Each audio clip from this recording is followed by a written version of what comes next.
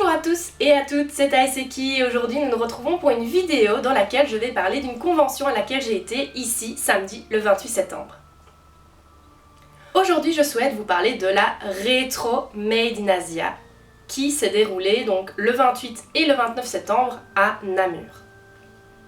Alors la Retro Made in Asia, qu'est-ce que c'est? On entend rétro dedans évidemment, donc tout ce qui touche au rétro, et Made in Asia. Donc il faut savoir que en Belgique, il y a deux conventions auxquelles moi je vais et que je considère comme grosses conventions.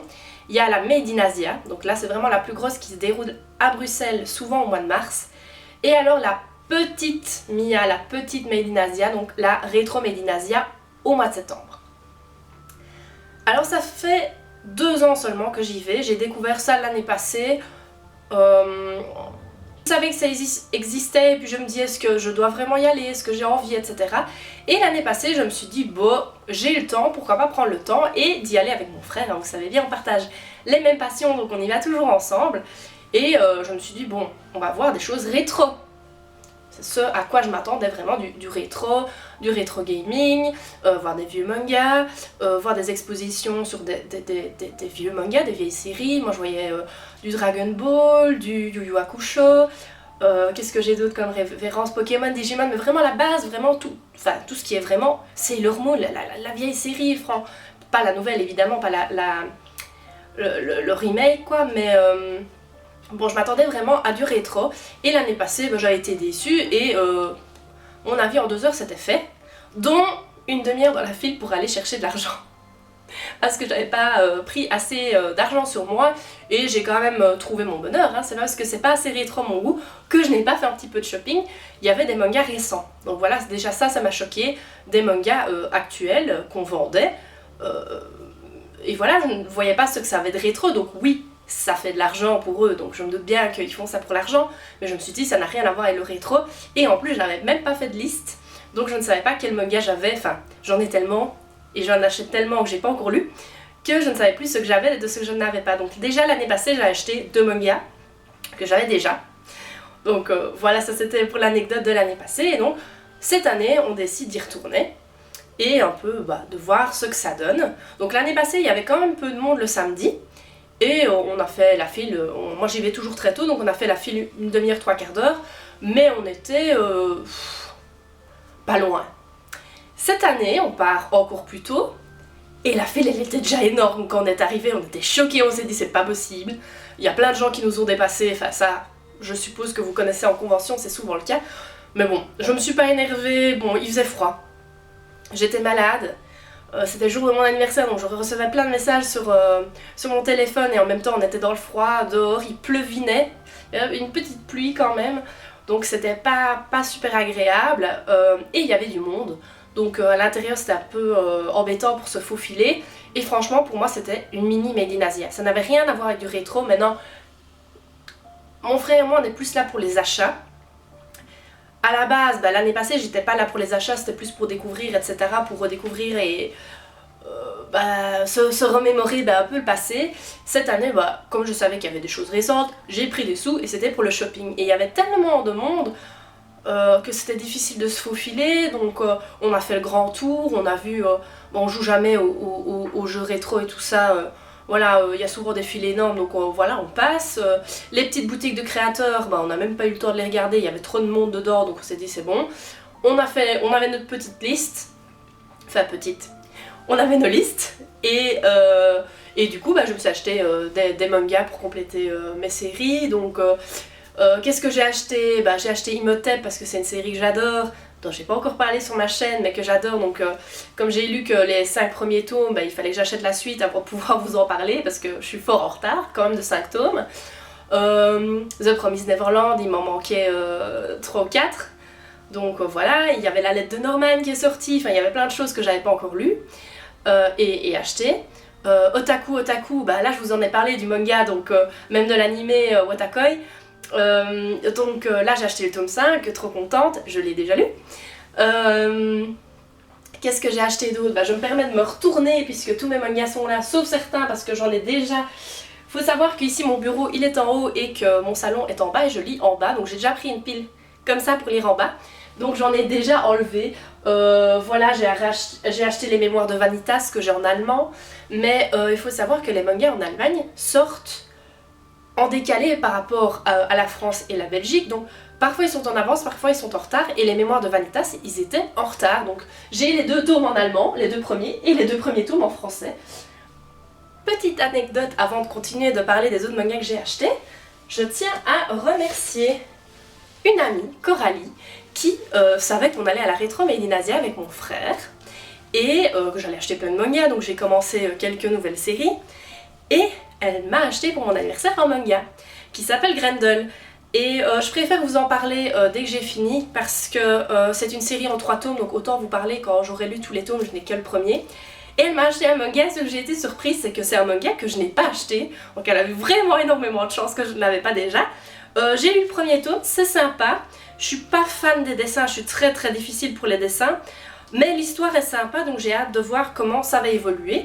Et je vais acheter les 2 tomes, enfin je ne sais pas quand ils sortent d'ailleurs, les tomes suivants, je ne me suis même pas renseignée si quand ça sort ou si c'est déjà sorti, mais je vais acheter la suite et je vous en parlerai bientôt, donc c'est Grendel. Alors, d'autres mangas que j'ai achetés, Eden Zero.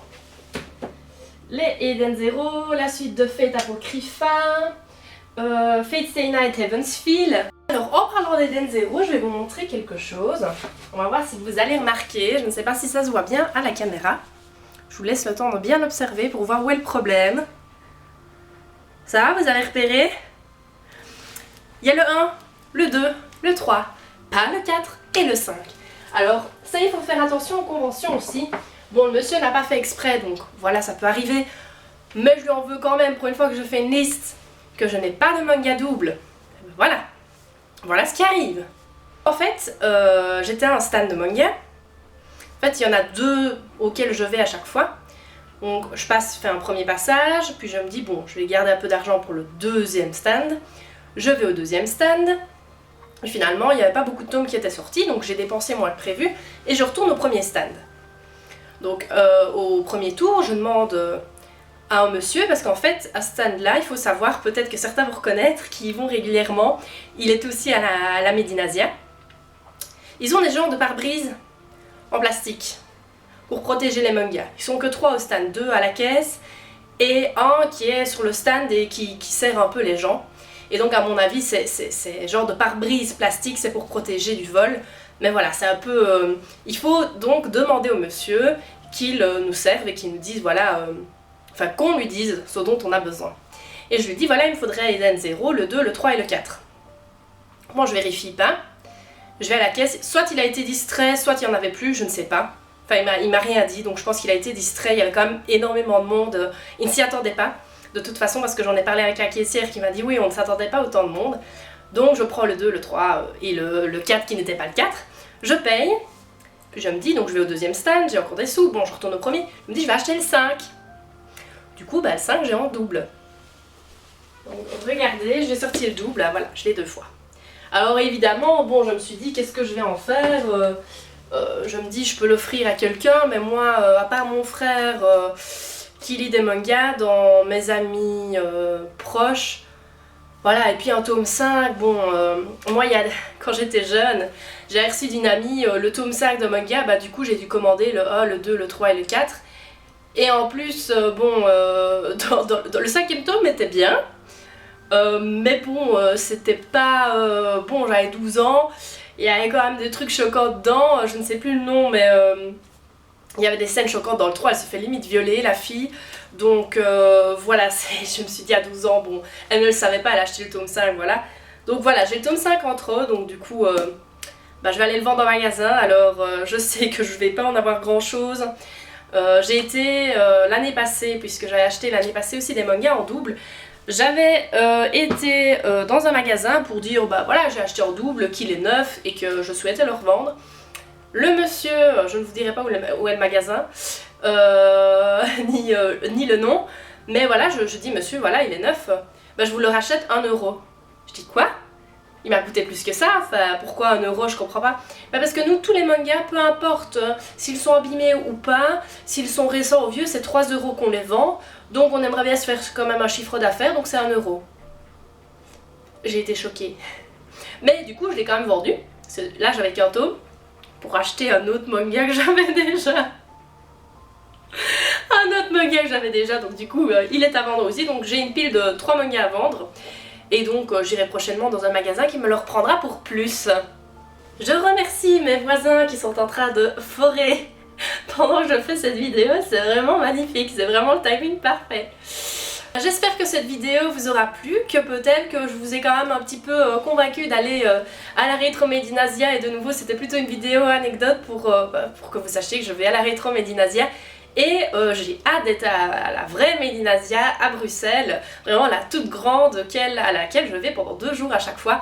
Malheureusement, et ça m'embête fortement, c'est que l'année passée, ça tombait pendant les vacances scolaires, et donc j'y vais souvent le vendredi où il y a moins de monde, et le samedi. Le dimanche, il faut surtout pas y aller, j'ai été il y a 2 ans, c'était horrible.